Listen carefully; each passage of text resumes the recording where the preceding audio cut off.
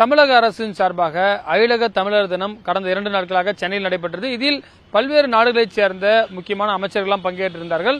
தற்போது இலங்கையிலிருந்து கடல் தொழில்கள் துறை அமைச்சர் ராமலிங்கம் சந்திரசேகர் பங்கேற்றார். அவர் நம்மிடம் இருக்கார். அவரிடம் சில கேள்விகளை கேட்கலாம்.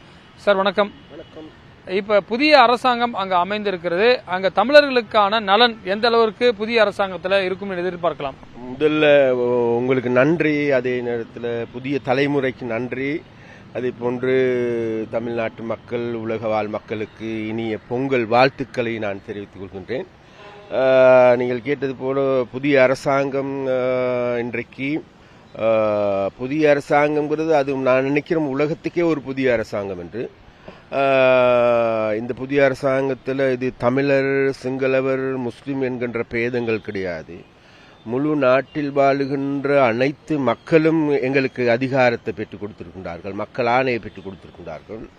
அப்போ அந்த ஆணை என்பது அது வடக்கா, கிழக்கா, தெற்கா, மேற்கா அல்லது தமிழரா, சிங்களவரா, முஸ்லீமா, பேகரா, மெலையா என்று பாகுபாடு இல்லாமல் அனைத்து மக்களும் இம்முறை தேசிய மக்கள் சக்தி எங்களுடைய அரசாங்கத்தை தெரிவு செய்திருக்கின்றார்கள். எங்களுடைய ஜனாதிபதி தோழர் அனுரகுமார் ரசாநாயக் அவர்களை ஜனாதிபதி ஆக்கினார்கள். அதே போன்று மறுபுறத்தில் கடந்த 14ஆம் திகதி நவம்பர் மாதம் 14ஆம் திகதி பாராளுமன்றத்தில் மூன்றில் 2 பெரும்பான்மையை, அதாவது 159 ஆசனங்களை பெற்றுக் கொடுத்து இலங்கை வரலாற்றில் ஒரு பெரிய மாற்றத்தை செய்திருக்கின்றார்கள். அது மாத்திரமல்ல, இலங்கையில் இதுநாள் வரைக்கும் முடியாது போன, அதாவது வடகிழக்கு பிரதேசங்களில் வேறு யாருக்குமே அதிகாரத்துக்கு வர முடியாது. கடந்த 76 வருடங்களில் வரலாற்றை நாங்கள் திரும்பி பார்க்கின்ற பொழுது அங்கு இருக்கின்ற தமிழ் கட்சிகளை தவிர வேறு யாருமே அந்த மாவட்டத்தை வெல்ல முடியாமல் இருந்தது. அதே போன்று நுவரெலியா மாவட்டம் மலையக மக்கள் வாழ்கின்ற பிரதேசம், முஸ்லிம்கள் வாழ்கின்ற பிரதேசம்.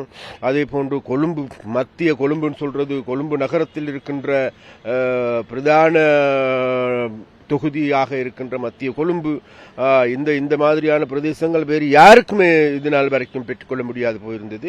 ஆனால் இந்த முறையும் நாட்டு மக்கள் அனைவரையும் தோற்கடித்து விட்டு இந்த நாட்டில் தமிழ், சிங்கள, முஸ்லிம் என்று கூறிக்கொண்டு மக்களுடைய வாக்குகளை பகடைக்காயலாட்டம் பயன்படுத்திய, மக்களை ஏமாற்றிய, அதே போன்று கடந்த 76 வருடங்களாக இந்த நாட்டை படுபாதாளத்தில் தள்ளிய அனைவருக்கும் முற்றுப்புள்ளி வைத்துவிட்டு மக்கள் இன்றைக்கு தேசிய மக்கள் சக்தியை தெரிவு செய்திருக்கின்றார்கள். அப்ப அந்த தேசிய மக்கள் சக்தியை நிச்சயமாக நாங்கள் நம்புகின்றோம். எங்களுக்கு மக்கள் ஆணை வழங்கியிருக்கின்றார்கள், மக்கள் எங்களை நேசித்திருக்கின்றார்கள், மக்களை எங்களை விரும்பி தெரிவு செய்திருக்கின்றார்கள். அதனால் நிச்சயமாக இங்கு இருக்கின்ற தமிழோ, சிங்களமோ, முஸ்லிமோ என்றல்ல, எந்த ஒரு மக்களுக்கும் தீங்கு விளைவிக்கின்ற எந்த ஒரு செயற்பாட்டிலையும் தேசிய மக்கள் சக்தி செயற்படாது என்பதை மாத்திரம் நாங்கள் உறுதியாக சொல்லிக் கொள்கிறோம். இப்ப நேற்றுக்கு கூட இந்திய வெளியுறவுத்துறை அமைச்சருக்கு தமிழக முதலமைச்சர் கடிதம் எழுதியிருக்கார். இலங்கை கடற்படையால் தொடர்ச்சியாக தமிழக மீனவர்கள் கைது செய்யப்படக்கூடிய ஒரு சூழல் இருக்கிறது. என்னதான் நடக்குது அங்க இருக்கக்கூடிய, நீங்க குறிப்பாக அந்த தொழில் அமைச்சராகவும் இருக்கிறீங்க, என்ன நடக்குது சார் அங்க?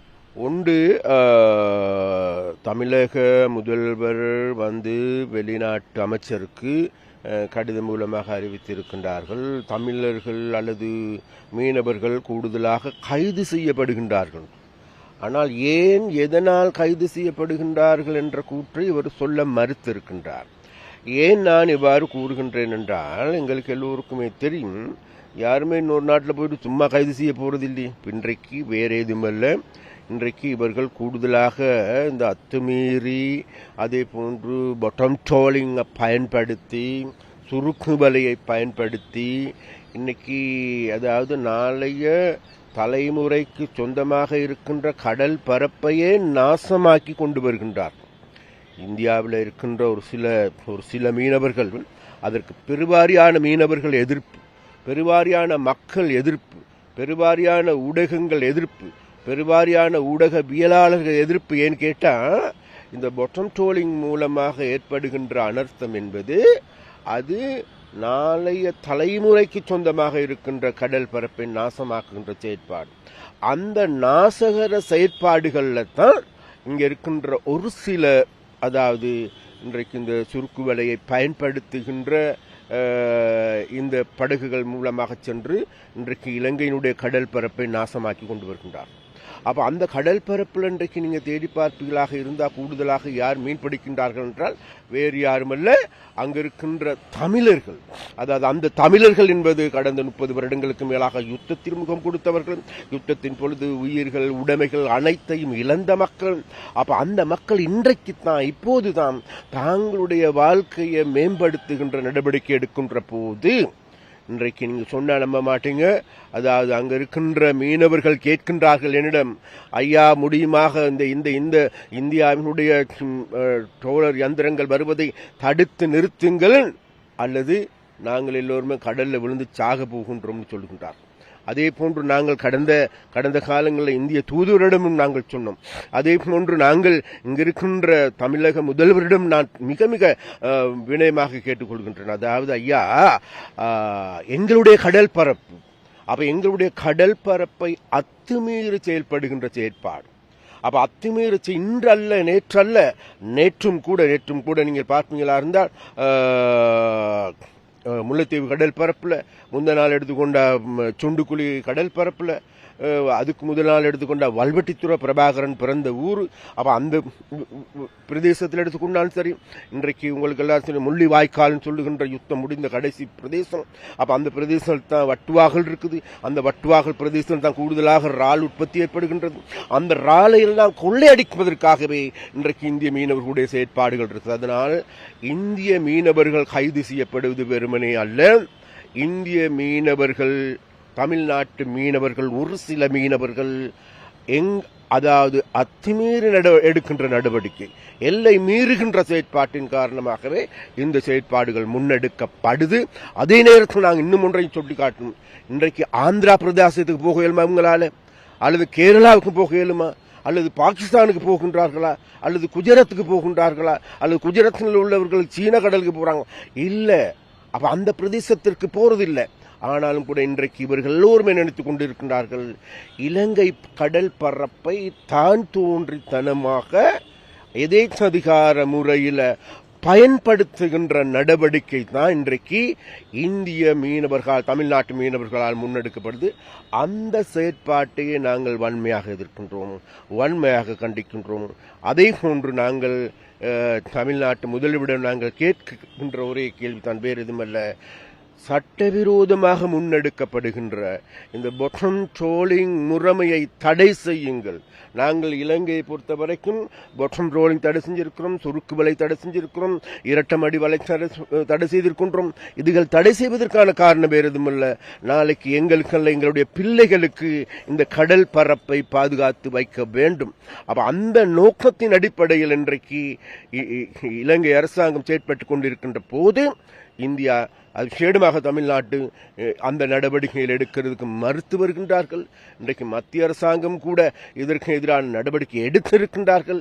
ஆனால் அவைகளை நடைமுறைப்படுத்தி இவர்கள் எங்களுடைய கடல் பரப்பை அத்துமீறுகின்ற செயற்பாட்டை தடுத்து நிறுத்துங்கள் என்றுதான் நாங்கள் முதல்வரிடம் நாங்கள் கேட்கிறோம்.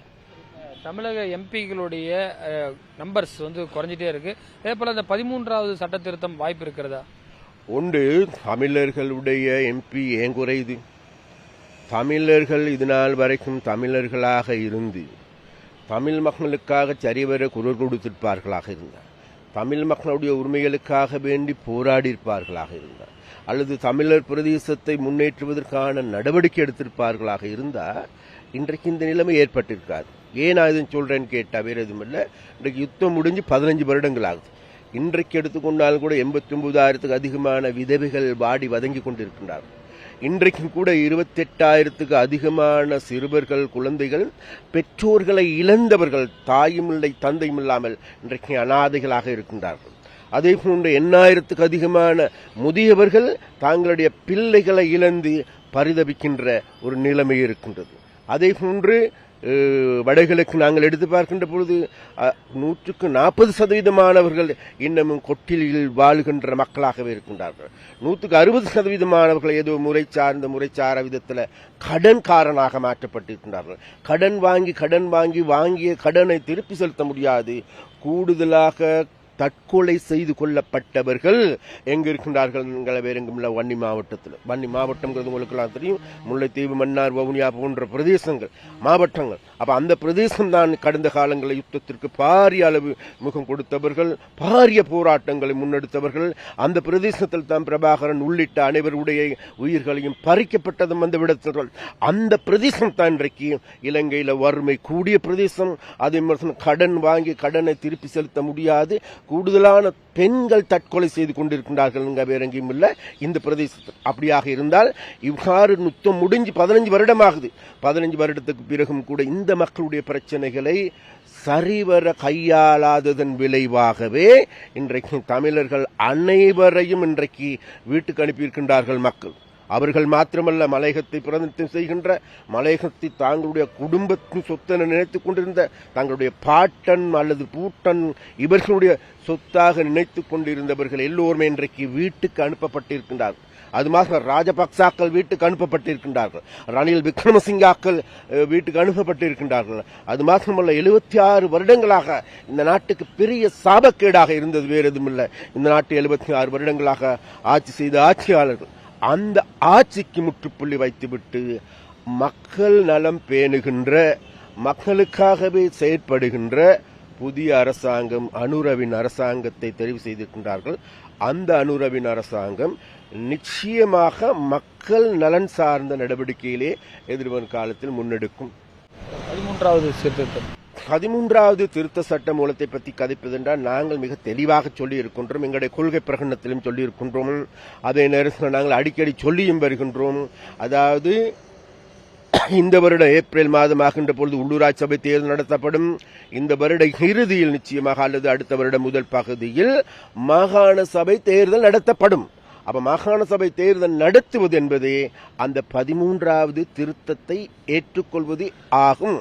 அது மாத்திரமல்ல, 13வது திருத்தம் என்பது வேறெங்குமல்ல, எங்களுடைய அரசியல் அமைப்பில் இருக்கின்றது. ஒரு நாட்டினுடைய அடிப்படை சட்டம் அரசியல் அமைப்பு. அந்த அரசியல் அமைப்பில் ஒரு சரத்தாகவே அல்லது ஒரு சட்டமாகவே 13 இருக்கின்றது.